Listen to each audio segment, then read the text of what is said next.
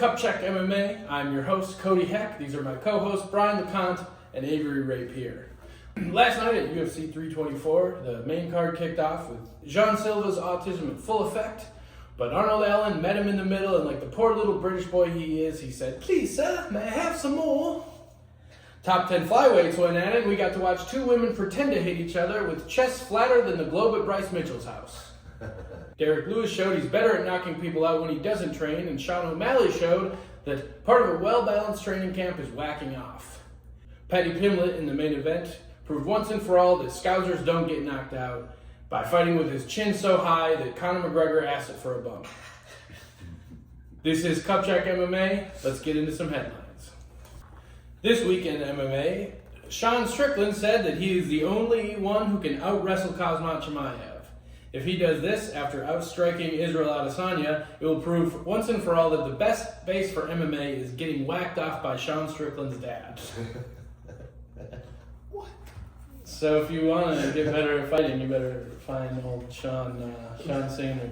Here. Read this off. He's going to kill us. I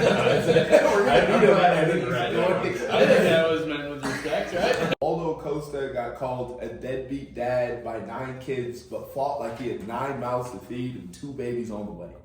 That was a very sick fight. Natalia Silva eked out a close decision victory over Rose Namajunas. When asked whether or not she was still in her prime, Pat Barry stepped in and said she hasn't been in her prime since she was 17. That's not okay. That's why we do this, folks. Not okay. Okay. Why do I have a feeling this one's going to be anti-Semitic? The UFC joined Paramount Plus. Paramount Plus is joined by David Ellison. David Ellison is the son of Larry Ellison, founder of Oracle. Wonder who wrote this. Founder of Oracle. Nothing to see here, just another billionaire Jew family distracting the most dangerous Christians and Muslims with shiny gold belts. Jesus Christ! Good thing these jokes are anonymous. What the? Okay. UFC heavyweight Jardinho Rosenstruck was arrested in Florida for biting a woman. Whoa. His defense was, when in Rome, do as the Romans. When in Florida, do bath salts and taste human flesh. Is that real? He really? Allegedly. Wow. Allegedly. Shout out. He, on the other end, will kill us. Yeah. Shout out Giannis Antetokounmpo and Cyril Gane, Black Europeans. It's wild. Gable Stevenson is training for his 3rd fight with training partner John Jones. Jones is implementing championship-level techniques such as running from the law with possession of cocaine and the dead hooker carry. God. Also with possession of cocaine. We had that twice. Damn. The dead hooker carry. It's a classic. Classic carry. What kind of permit do you need for that? Sean O'Malley said he can still be the biggest star in MMA. All he has to do is knock out his next 2 opponents, then get arrested for biting a woman. That would do it. That would skyrocket your career if you're winning. You can't come off a loss and bite a woman. Sorry, Jardinho. Me and Atiba are very similar. 2 guys who usually finish early but keep getting asked to come back for more. If Gaethje leaned any more to the right in his fight with Paddy Pimblett, he would have joined ICE at the after party and taken money from Ben Yada.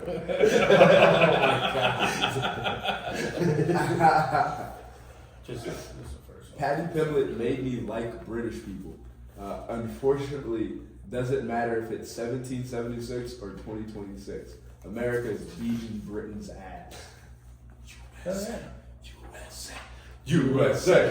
Okay, our last joke of the episode. Nick Diaz is back training. Him and his brother Nate are longtime vegans. Apparently, Nick and Nate aren't getting along right now.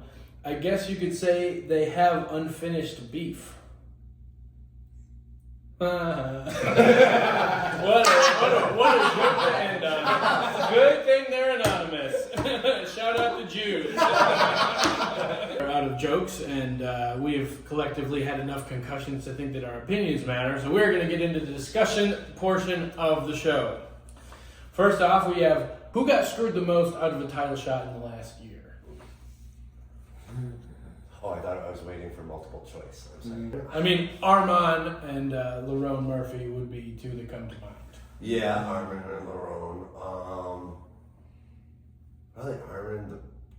It feels like Armin. But I feel like you do have to take into consideration like the business element of it, and not just in the like get eyes on the fight. It's more about like being a dependable. We need to know that this fight is going to happen. Next thing you're gonna tell me you don't think John Jones should headline the White House card. That's a reason. Oh my God! He needs somebody who he knows is gonna show up. I think Jones would show up for that. Yeah, no, I agree. I think But going back to Armin, sorry, go ahead. So he had the back injury where he didn't make it to the scale, which is a big sign, and then he headbutted Dan Hooker during the face-off. Oh, I mean, you cut somebody before the fight, the fight is out. So it's like these little things punching the fan, all these things are adding up, and now it's like, do we know that this fight is for sure going to happen? Right. If we have two people that we can depend on more, then we're going to use them. They would never go against Sean on the close fight. They never would. Sean clearly did more damage in round 1 and 3. Definitely 3. Definitely 3. I thought we hadn't factored in is that Song Yudong doesn't let other people fuck his wife. I think that's the point you thought. You know what I mean? That is the point. I have to say. Yeah, that's a reason to give the split decision. Yeah. Anytime if I'm a judge and I'm like one way or another, it's like ew. You know what I mean? That's what I I agree, honestly. That's why Ian Gary shouldn't be getting any closer. No, that guy should be